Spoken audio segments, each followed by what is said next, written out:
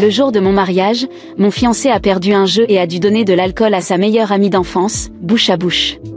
En réponse, je me suis retournée et j'ai embrassé le garçon d'honneur, laissant tout le monde à la cérémonie sous le choc. Mason et moi étions amoureux depuis 8 ans, et nous avons enfin célébré notre mariage le jour de la fête nationale. Je portais un costume éclatant, attendant patiemment dans la chambre qu'il arrive. Après avoir attendu longtemps sans voir personne, j'ai entendu une explosion d'applaudissements à l'extérieur. En regardant, j'ai vu mon fiancé, Mason, avec sa meilleure amie d'enfance, Claire. Ils avaient perdu un jeu et devaient maintenant subir la punition. Sans se presser, Mason a pris un verre sur la table, a rempli sa bouche de vin et a embrassé Claire sur les lèvres. Leurs lèvres et leurs langues se sont touchées, produisant un bruit, et le vin a trempé leur col. Il leur a fallu environ 10 secondes pour se séparer. Le visage de Claire était rougi, et ses lèvres, rouges et légèrement enflées. Tout le monde dans la pièce s'est tourné vers moi avec des regards de moquerie, de pitié et de satisfaction malveillante. La main de Claire était toujours posée sur la taille de Mason, et elle me fixait sans le lâcher, sans le moindre remords, avec même une touche de provocation. En riant, elle a dit : « Je t'aidais juste à tester le jeu de mariage. Ne te fâche pas. » J'avais envie de demander quel genre de jeu pouvait bien impliquer de donner du vin à un mari bouche à bouche lors d'un mariage, mais j'ai gardé mes pensées pour moi. Contre toute attente, je n'ai ressenti aucune colère. À la place, un étrange sentiment de soulagement m'a envahi. Mais ma meilleure amie n'a pas ressenti la même chose. Elle a retroussé ses manches, prête à se battre. Mason s'est interposé devant Claire, me regardant avec sévérité. « Audrey, si ton amie ose toucher Claire aujourd'hui, ce mariage est annulé. » J'ai hoché la tête, retiré mon amie et fait signe de continuer le jeu voyant que je restais silencieuse. Mason a supposé que j'étais en colère. « Peux-tu arrêter d'être aussi jalouse ? Combien de fois je t'ai dit que Claire est comme une sœur pour moi ? » Son ton était plein de frustration. Je lui ai adressé un sourire paresseux et répondu : « Je ne suis pas en colère. Continuez le jeu. On attendra dans la chambre. » Devant ma réponse calme, il n'avait plus rien à dire et s'est assis pour continuer à jouer à vérité ou défi avec ses amis. Peu après, Mason a encore perdu et a choisi la vérité. Claire a rapidement saisi l'occasion, le regardant tendrement, a demandé : « Si Audrey n'était pas là, tu m'épouserais ? » Tout en parlant, elle a sorti un sac noir contenant des liasses de billets de $100. « Il y a $200 000 ici. Ce n'est pas une dot, alors prends-le comme un cadeau. » Face à cette scène inattendue, Mason a été figé un instant, mais il a rapidement retrouvé son calme. Les yeux émus, sous les regards choqués de la foule, il a lentement hoché la tête et dit : « Oui, je le ferai. » Les yeux de tous se sont tournés vers moi, stupéfaits. Je me suis levée du lit, dissimulant mon amusement, et j'ai commencé à applaudir. Félicitations à ce couple pour s'être enfin réunis. Je vous souhaite beaucoup d'enfants.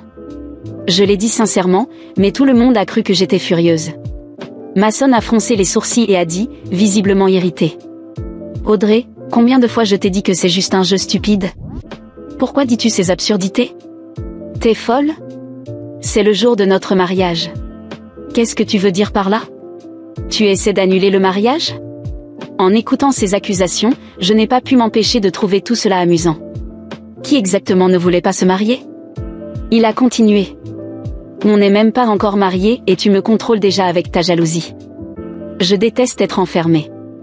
Tu ferais mieux de changer cette habitude dès aujourd'hui. En disant cela, il a claqué la porte. Reste ici. Avec ta jalousie maladive, on ne peut pas s'amuser avec toi dans les parages. Claire, l'air triomphant, a attrapé le bras de Mason de manière provocante. Ne t'inquiète pas. Reste là. On viendra te chercher quand le jeu sera fini. Le jour de mon mariage, mon fiancé m'a laissé à l'écart. J'ai été forcée de les regarder agir intimement, tandis que les invités murmuraient en tenant leurs enveloppes. Rien que d'y penser, je me sentais pathétique et ridicule. Mais pour tous les autres, cela semblait parfaitement normal. Personne ne s'étonnait du flirt entre Mason et Claire. En fait, ils agissaient comme si mon rôle de clown dans cette histoire était naturel. Dans le passé, j'aurais renversé la table et crié sur tout le monde. Cela se serait terminé en une dispute violente.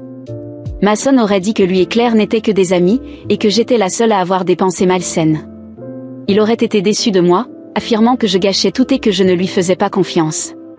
Peu importe ce que je disais, il m'aurait ignoré et serait même allé voir Claire exprès pour me rendre jalouse, jusqu'à ce que je finisse par lui demander pardon comme un chien. Ce n'est qu'à ce moment-là qu'il m'aurait interrogée, me forçant à admettre que j'étais possessive et irrationnelle et que je devais lui faire confiance sans condition. Au fil des années, à force de manipulation, j'étais devenue une folle qui suivait chaque mot de Mason. Même le jour de notre mariage, je me suis encore surprise à me demander si je ne réagissais pas de manière excessive. Mais au fond de moi, je savais que c'était eux qui avaient tort. La porte s'est refermée, me coupant la vue, et seuls les rires et le tumulte de l'extérieur me parvenaient. Je me suis appuyée contre la fenêtre, regardant la scène animée en bas. Mes amies étaient derrière moi, furieuses. C'est trop. Si ce mariage n'a pas lieu, qu'importe. Mais toute autre parole a été rapidement avalée lorsqu'elles ont vu mon expression et ont choisi de se taire. Tout le monde pensait que ce mariage n'était pas l'idée de Mason, mais quelque chose que j'avais supplié d'avoir. Il n'y a pas si longtemps, Mason m'avait dit qu'il voulait m'épouser, et j'avais accepté. Naïvement, j'avais cru qu'après 8 ans d'attente, j'allais enfin avoir mon happy end. Mais les événements d'aujourd'hui ont été comme un seau d'eau froide, me réveillant brutalement. Ma meilleure amie, Sophie, qui avait pris ma défense plus tôt, était au bord de la frustration. « Tu as été humiliée comme ça et tu veux toujours l'épouser ?» Je l'ai regardée et j'ai répondu. « Là alors, je ne le ferai pas. » En disant cela, j'ai commencé à retirer les épingles dorées et les bijoux. Sophie a été choquée et a rapidement essayé de m'arrêter. « T'es folle ?» Mais ce que j'ai fait ensuite a vraiment laissé tout le monde bouche bée. Je me regardais dans le miroir, retirant une à une les épingles dorées qui maintenaient mes cheveux. À chaque accessoire que je déposais sur la coiffeuse, je sentais que je me délestais non seulement du poids de cette coiffure, mais aussi d'années d'humiliation et de manipulation. Sophie était toujours à mes côtés, tenant mon bras, me regardant comme si j'avais perdu la tête. Mais, pour la première fois depuis longtemps, mon esprit était parfaitement clair. « Audrey, tu n'as pas besoin de faire ça. » « Pas comme ça, murmura-t-elle, la voix pleine d'inquiétude. Je la regardais sans répondre. Un silence profond régnait en moi, un silence inhabituel. La colère qui, en temps normal, aurait éclaté à cet instant était contenue, froide, méthodique. Je savais exactement ce que je devais faire. Il n'y avait plus de larmes à verser, plus de disputes à mener. J'étais épuisée. 8 ans. 8 ans de ma vie gaspillée à attendre un futur que Mason n'avait jamais eu l'intention de m'offrir. Je retirai la dernière épingle, laissant mes cheveux retomber librement sur mes épaules. Sophie m'observait, nerveuse. « Qu'est-ce que tu vas faire ?» demanda-t-elle, anxieuse. « Ce que j'aurais dû faire depuis longtemps, répondis-je, me levant enfin de la chaise. Dès que j'ouvris la porte de la chambre, j'entendis de nouvelles éclats de rire provenant du salon. Mason était là, assis à côté de Claire, riant aux éclats, encouragé par les autres. Il n'avait pas l'air de s'inquiéter le moins du monde. Pour eux, je n'étais qu'un obstacle à leur amusement. La femme qu'il avait promis d'aimer, d'honorer et de respecter n'était qu'un détail insignifiant dans le grand spectacle qu'il avait monté. Je traversai le couloir et entrai dans le salon d'un pas rassuré. Les rires s'arrêtèrent, et les regards se tournèrent vers moi, non pas par respect ou par préoccupation, mais par pure curiosité. J'étais la principale attraction du cirque qu'avait orchestré Mason. Et, comme le manipulateur expert qu'il était, il était prêt à me ridiculiser publiquement si je perdais mon sang-froid. Mais je ne lui offrirais pas ce plaisir. Mason me regarda avec un sourire suffisant. « Va, tu es enfin sorti ? J'espère que tu t'es calmé, dit-il en tenant la main de Claire comme si de rien n'était. « Oui, je me suis calmé, répondis-je, avec un calme presque troublant. Et j'ai pris une décision. » Mason haussa un sourcil, intrigué. « Ah oui. Et laquelle ? Je ne vais pas t'épouser. » Un silence pesant s'abattit sur la pièce. Tous les yeux étaient rivés sur nous, comme s'il assistait au moment culminant d'un drame longtemps attendu. Le sourire de Mason vacilla un instant, mais il le retrouva rapidement. « Ne sois pas dramatique, Audrey. Ce n'est qu'un jeu, tu te souviens ? Tu exagères. » Non, Mason. L'exagération, c'était de croire que tu m'aimais. L'erreur, c'était de penser que tu pouvais être un homme digne de respect. Mais la vérité, c'est que tu n'as jamais eu l'intention de l'être. Et tu sais quoi ? J'en ai assez d'être le clown de cette relation. Claire tenta de cacher son sourire, mais échoua lamentablement. Elle semblait satisfaite d'elle-même, comme si elle avait remporté une victoire. Je la fixai droit dans les yeux, sans ciller, et poursuivis. Tu peux le garder, Claire. Il est exactement à ton niveau. Deux lâches égoïstes qui se méritent. Son sourire disparut, remplacé par une expression d'agacement. Avant qu'elle ne puisse répondre, je me tournai vers Mason.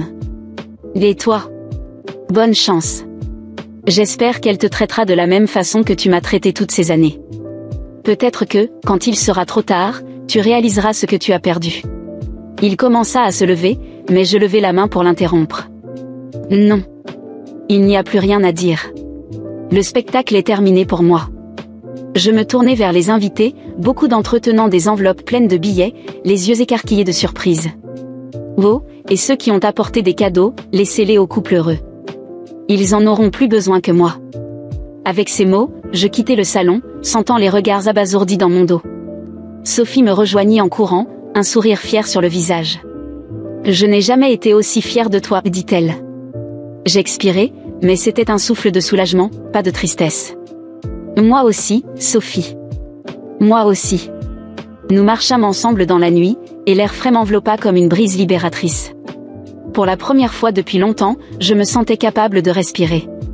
Il n'y avait plus de doute, plus de remords sur ce que j'aurais dû dire ou faire. J'étais libre. En sortant de ce salon, quelque chose en moi avait changé. Pendant des années, je n'avais été qu'une marionnette entre les mains de Mason, prisonnière d'un cycle sans fin de promesses vides et de manipulations émotionnelles. Mais maintenant, j'étais libre. Et pas seulement libre de passer à autre chose. Libre de m'assurer qu'il n'oublierait jamais l'erreur d'avoir osé me sous-estimer. Sophie me suivit jusqu'au parking, où l'air frais de la nuit brisait le silence entre nous. Je m'arrêtai devant sa voiture et, pour la première fois depuis longtemps, laissai échapper un rire bas et amer. Elle me regarda avec curiosité, mais resta silencieuse. Je savais que ce que j'allais faire ne serait compris par personne, mais je m'en fichais. Cette nuit ne se terminerait pas dans la paix. Pas pour Mason. Tout commence maintenant, Sophie, dis-je en la regardant droit dans les yeux. C'est la dernière fois que quelqu'un rit de moi sans en payer le prix. Elle me rendit un sourire complice, le genre de sourire que seule une véritable amie peut offrir. Elle savait que rien de ce que je m'apprêtais à faire n'était irréfléchi. Sophie avait été témoin de chaque instant où je perdais un peu plus de moi-même pour un amour qui n'avait jamais existé. Mais cette nuit allait être différente.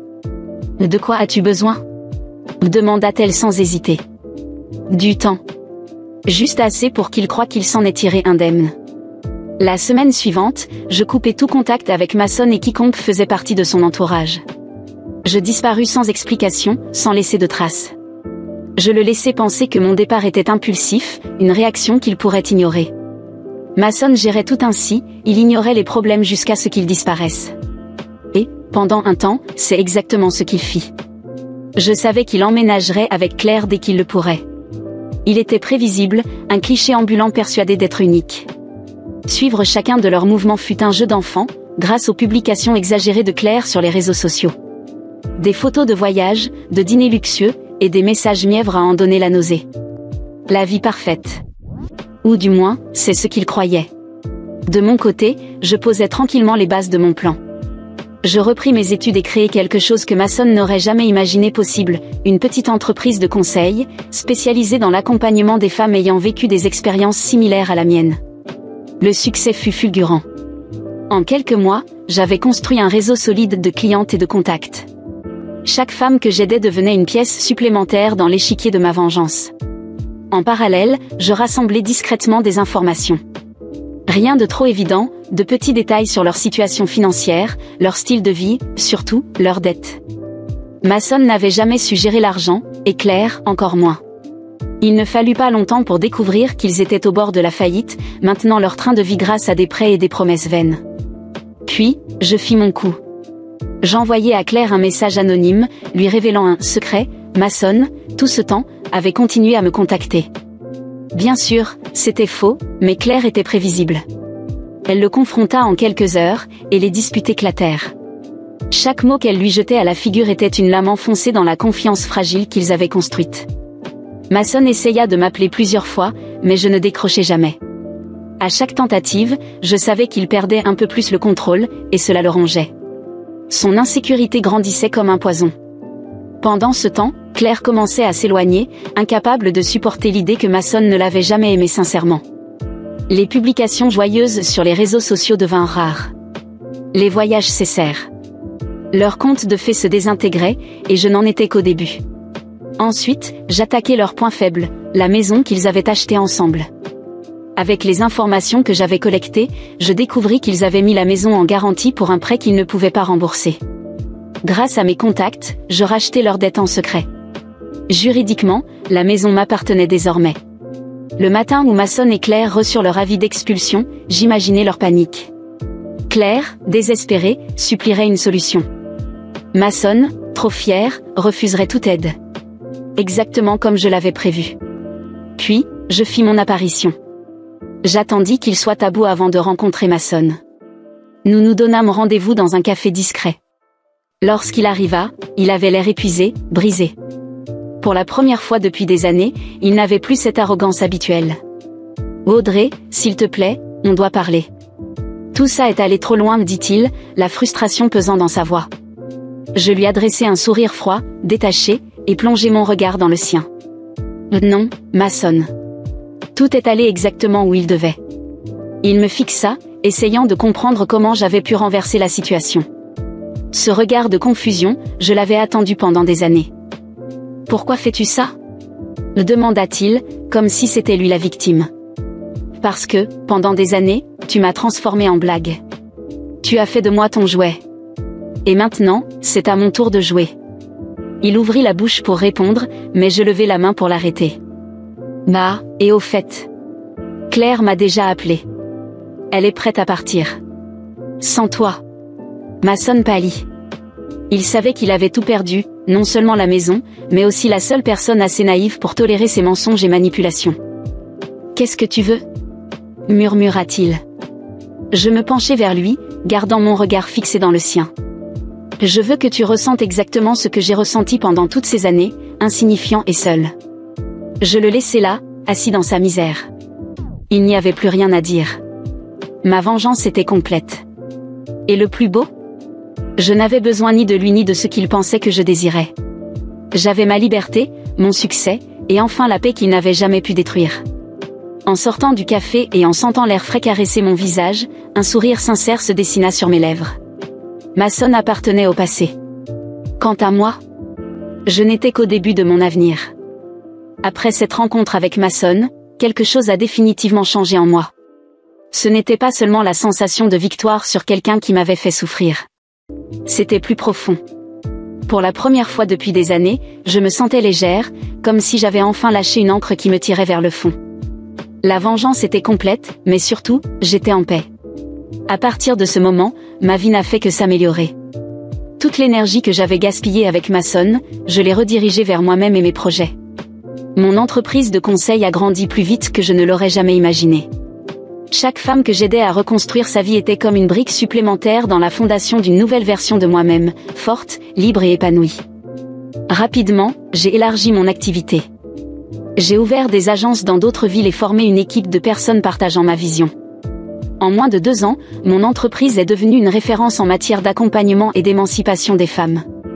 On m'a invité à des conférences, des événements et des interviews, et avant même de m'en rendre compte, je suis devenue une figure publique respectée.